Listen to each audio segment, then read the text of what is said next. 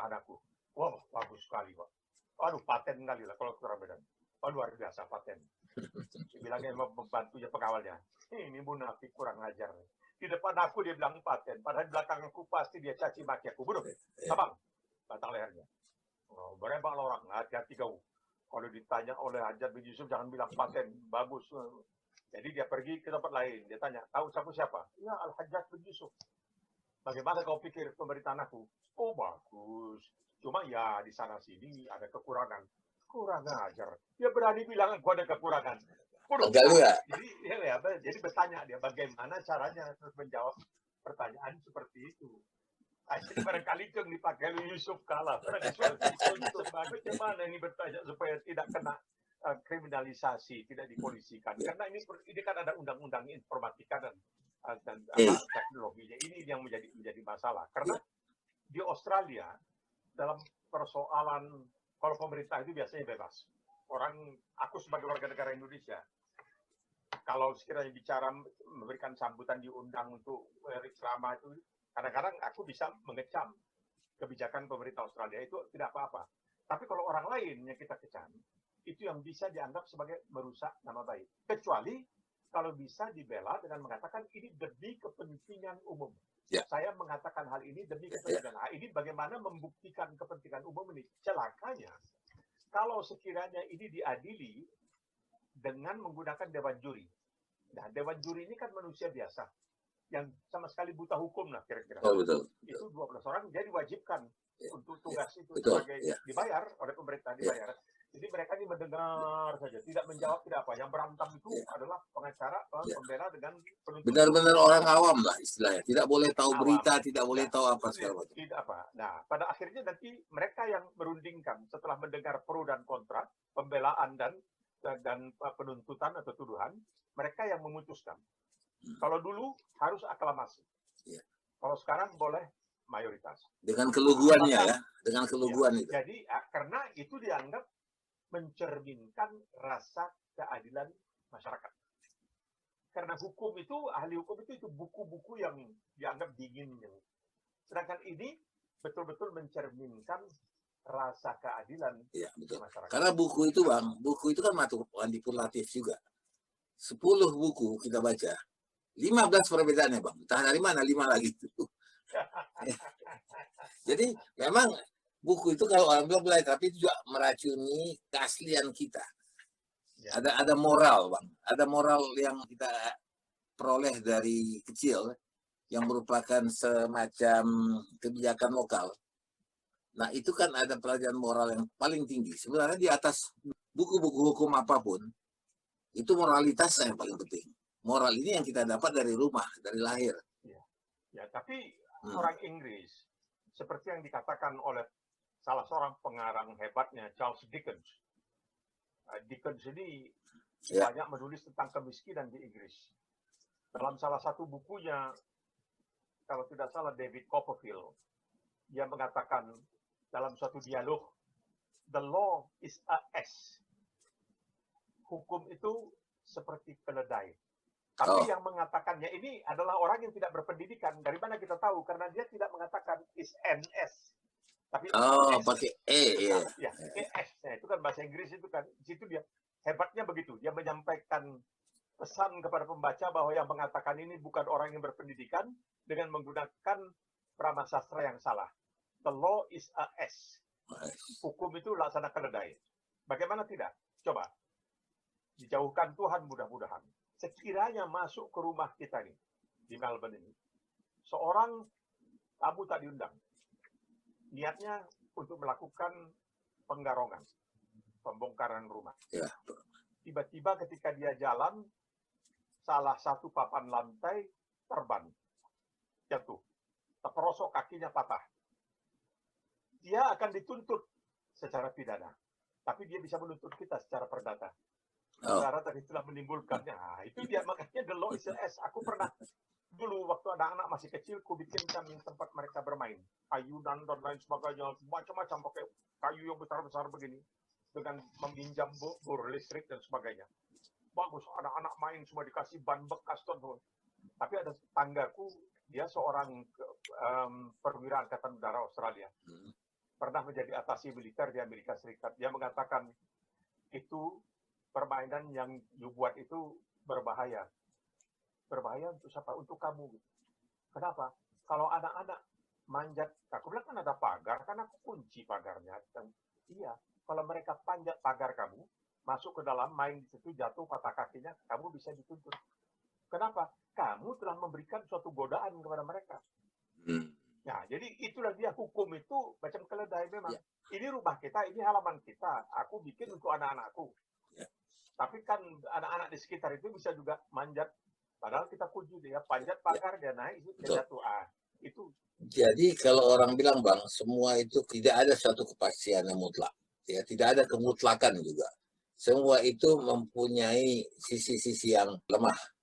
Karena kalau orang bilang, aku pernah juga melihat dan mengalami dan merasakan bahwa bagaimana sebenarnya di atas hukum, buku-buku tebal hukum itu, entah yang seberapa tebal pun, itu masih kalah kalau kita pakai pertimbangan moral.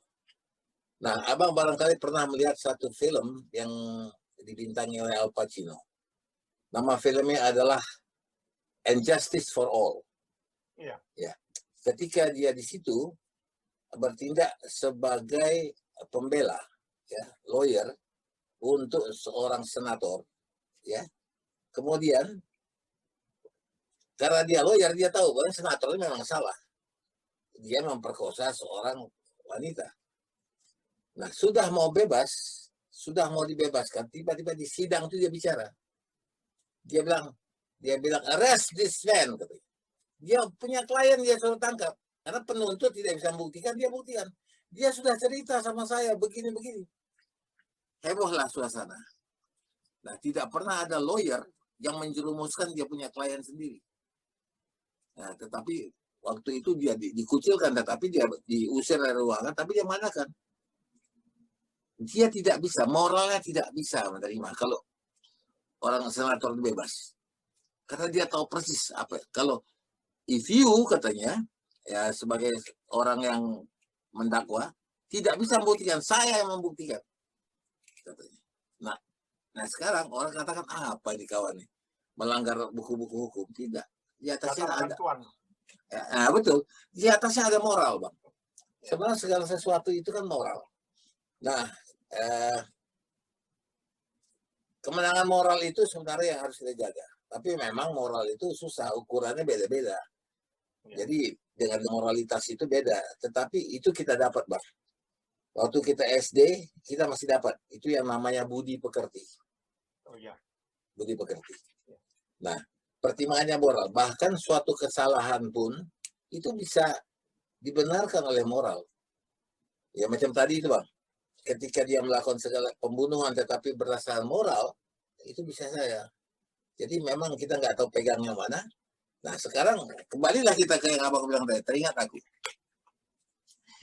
Ketika sekarang kita lihat orang banyak diam, tidak bicara lagi. Orang tidak banyak kritik. Kenapa? Karena orang mulai takut. Kita lihat bicara sedikit saja sudah salah. Abu Janda yang aku lihat dalam dia punya dalam dia punya kritikan itu bersifat yang jenaka, ya seakan bermain-main. Nah ini sekarang terkena dia batunya sama si Pigai. Dan kemudian mulailah keluar orang-orang yang begini. Ada orang-orang yang namanya Dennis Regar dan segala macam itu yang sering banyak bicara. Lihat sekarang, Bang, udah mulai kuncup, udah mulai melempem. Kenapa? Karena begini, orang juga sudah punya pandangan lain terhadap yang namanya buzzer itu. Nah, kita bilang kita butuh buzzer, tapi lama-lama buzzernya juga merepotkan kita. Capek kita lihat. Karena buzzer, hah? Gimana, Bang? Pokrol, Bang. Pokrol, babu. Tak, pokoknya berdebat aja lah, tak tahu dia kayak mana. Nah, sementara itu di dunia internasional itu ada yang disebutkan dengan nama account pseudonym, yang pseudo. Jadi account ini memang ada sejumlah orang pintar dikumpulkan di satu ruangan. Di situ mereka membuat berita-berita palsu. Abang barangkali baca ada satu orang yang punya 800 account palsu. Nah, di situ, semuanya. nah, dan mereka tugas mereka tuh bukan hanya membuat berita palsu atau hoax, tetapi mereka juga menggiring opini publik. Ya. Publik kita ini kan talking a sheep and people follow like sheep, gitu ya. Nah, kemudian itu masih mendingan kalau hanya hoax, masih mendingan kalau itu hanya menggiring opini publik. Tetapi itu juga bisa memperkeruh suasana. Ya, perang, misalnya perang spionase antara Mossad, CIA, ya, kemudian dengan KGB, ya, dengan segala macam itu bisa memperkeruh suasana karena pemberitaan yang memang diarahkan memperkeruh. Nah, ini buzzer-buzzer ini adalah orang yang kalau secara moral tidak bertanggung jawab. Dia hanya memikirkan ratusan juta bang gajinya bang. Karena katanya dananya budget untuk itu sampai 90 miliar. Nah itu dia bang. Nah sekarang benar apa? Nah, itu yang kita sayangkan. Aku tidak. Sekarang. Nah aku masalahnya bang. Ya. Kalau aku melihat begini, betul mereka tulisannya bagus, mengkritik. Tetapi kalau itu sudah datang, bukan dari hati kecil, datangnya karena ada bayaran, bagi aku itu sampah. Nggak perlu kita dengar lagi. Nggak. Nah, bukan hanya ketulusan, karena dia mengejar sesuatu, maka ada di antara buzzer-buzzer itu yang mungkin tugasnya membuat 3 berita, 4 berita satu hari. Ketika dia kehilangan topik, dia udah mengacau. Kadang-kadang yang hal-hal yang tidak perlu diangkat pun diangkat. Nah, ini repot. Aku nggak tahu lah, buzzer itu aku tak jelas wujudnya. Mau dibilang dia apakah dia protagonis, apakah dia antagonis, atau dia entah makhluk apa nih? Dia protagonis dalam artian dia seakan-akan membela, ya, dengan segala macam cara, benar atau tidak benar dia akan membela. Jadi itu masalahnya di situ. Dan ini susahnya karena dia tidak resmi, jadi memberikan kesan seakan-akan dia menyuarakan perasaan atau pandangan dari masyarakat itu sendiri. Dia bukan orang resmi, bukan juru bicara pemerintahan dan lain sebagainya. Jadi itu menjadi masalah. Oleh sebab itu keadaan kita mesti bisa terus terang dalam keadaan seperti sekarang ini. Jadi orang seperti Yusuf Kala bicara yang kritik bagaimana. Kalau memang ini bagusnya bahwa Presiden Jokowi menanggapi. Kemudian dengan adanya Kapolri baru dan Kapolri juga mengatakan tidak akan menggunakan pasal-pasal karet dalam semua ini, itu adalah sesuatu yang tentunya menggembirakan kita. Kalau memang benar-benar diinginkan adanya suatu keterbukaan. Sebab tadi kalau dikatakan mengenai persoalan hukum dan lain sebagainya, tadi Izhari menyebutkannya mengenai persoalan hukum bahwa kitab-kitab hukum itu. Ini menarik. Di pintu gerbang Fakultas Hukum universitas tertua di Amerika Serikat yang sering dinilai sebagai universitas terbaik di dunia, Harvard University, itu terdapat antara lain kutipan dari Al-Quran, surat An-Nisa. Mengenai ya ayyuhalladzina amanu kunu qawamina bil qisti syuhada'a lillahi walau ala anfusikum. Bahwa dalam persoalan keadilan, kamu harus berani memberikan kesaksian bahkan terhadap diri kamu sendiri. Terhadap diri kamu sendiri. Yang merugikan kamu kalau demi. Nah, di bagian lain juga dikatakan wa idza hakamtum bainan nas an tahkumu bil adil. Ketika kamu menghukum di antara manusia, bukan antara umat Islam ya. Nas, manusia. Wa idza hakamtum bainan nas, ketika kamu menghukum di antara manusia, maka kamu harus menghukum secara adil. Tidak pandang bulu, sama sekali tidak boleh pandang bulu. Nah, ini kan menimbulkan, bahkan di Mahkamah Konstitusi di Jakarta pun di gerbang pintu masuk itu juga dikutip dari surat An-Nisa itu mengenai persoalan keadilan dan sebagainya. Nah, ini yang perlu barangkali dijunjung tinggi, dipertahankan. Bukan karena itu dari Islam, tapi ini memberikan contoh bahwa dalam soal keadilan bahkan terhadap diri kamu sendiri, mana ada yang lebih tinggi nilainya daripada diri kita sendiri. Walaupun itu ada pasal yang mengatakan begini, Bang. Seorang tersangka itu bisa menolak untuk bersaksi untuk dirinya sendiri. Ya, itu karena dia mempunyai hak. Self incrimination istilahnya bahasa hukumnya, yaitu menginkriminasi atau memberati diri sendiri. Nah, tapi ada pakai sistem Abu Nawas. Jadi ada orang kaya dia mengadu ke kadi. Jadi hakim itu disebutkan kadi. Kalau kita kadi yang menikahkan, Menikahkan, ya. Jadi, Kadi. dia pergi ke hakim, orang kaya ini mengadukan halnya. Kenapa kata hakim? Itu katanya. Ada orang miskin di dekat kami itu. Tiap hari kalau kami masak tuh, dia di dekat dapur kan itu, menghirup-hirup wanginya makanan tuh. Sehingga waktu kami makan, makanan tuh terasa hambar. Tak ada wangi lagi. Wah, kata hakim ini jahat betul ini. Ya. Jahat. Jadi, Pencurian aroma. Pembela. Iya. Bu Nawas bilang, Pak Hakim, ini orang miskin ini harus dihukum denda. Oh iya, didenda lah sekian dinar. Didenda sekian dinar. Udah, dibawalah duit ke Abu Nawas. Bukannya dibayarkannya kepada orang kepada orang kaya tuh enggak. Jatuhnya dihitung 1 dinar, 2 dinar, 3 dinar. Nah, dia dengar aja. Tidak, tak dikasih duitnya. Ini orang itu baca makanan, bukan makanan. Nah, sekarang denda kau dengar nih. Uang itu dikembalikan. Nah, itu dia. Itu hukum Abu Nawas. Sangat luar biasa. Jadi, kalau kita bicara mengenai hukum ini tuh lagi, sering aku mengatakan, Abu Nawas itu punya satu, bukan filosofi ya, tetapi barangkali isu atau masalah hukum yang sampai sekarang mungkin masih belum terpecahkan. Dia punya keledai yang dia sewakan. Ketika datang seseorang asing ingin menyewa keledainya, dia setuju. Uangnya sekian dinar, oke, setuju. Tapi mau dibawa dari Baghdad ke Basrah, cukup jauh. Dia pikir nanti kalau sampai ke Basrah dia nggak kembalikan aku punya keledai ini, rugi aku. Maka dia bilang, oke lah, aku ikut. Karena keledai itu biar kecil-kecil, cabai rawit itu bisa 2 orang naik di atasnya. Maka mereka pun pergilah. Tengah hari panas terik, suhu barangkali 50 derajat, 49 derajat Celcius. Mereka memutuskan untuk berhenti dan berteduh sebentar. Ya. Nah, jadi keledai ini diikatlah di batu.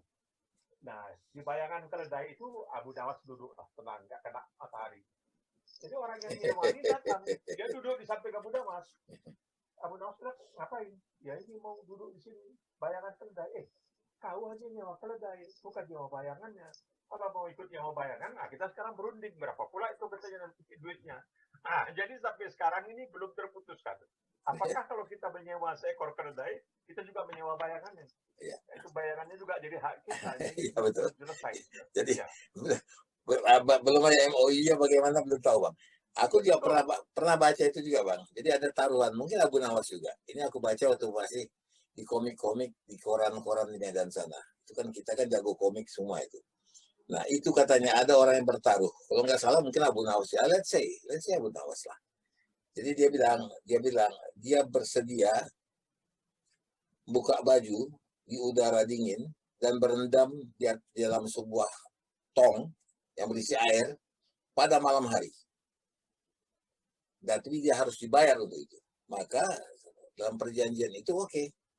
Tanpa pemanasan, tanpa ada apa.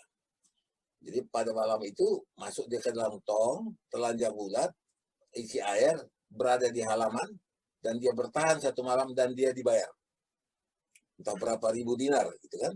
Nah, berhasil dia, Bang. Tetapi ditanya, kenapa kau bisa bertahan? Katanya. Aku bertahan karena aku melihat cahaya lampu ya di rumahku di kejauhan sana. Jadi aku bisa bertahan. Wah, dibatalkan, Bang. Nggak dikasih hadiahnya. Wah, berarti kau cheating, menipu.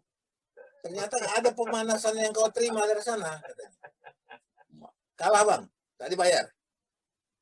Tapi dia tidak marah, tapi dia mulai berkilah. Kalau orang bilang berkilah, mencoba mencari.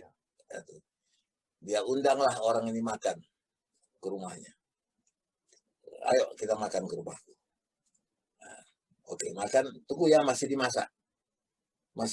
Begitu, Bang. 2 jam, 3 jam, 4 jam. Tak panas, Pak. Tak ada makanan tuh. Dia bilang, ya kenapa? Tunggu dulu. Belum panas kan. Gimana? Pergi ke dapur.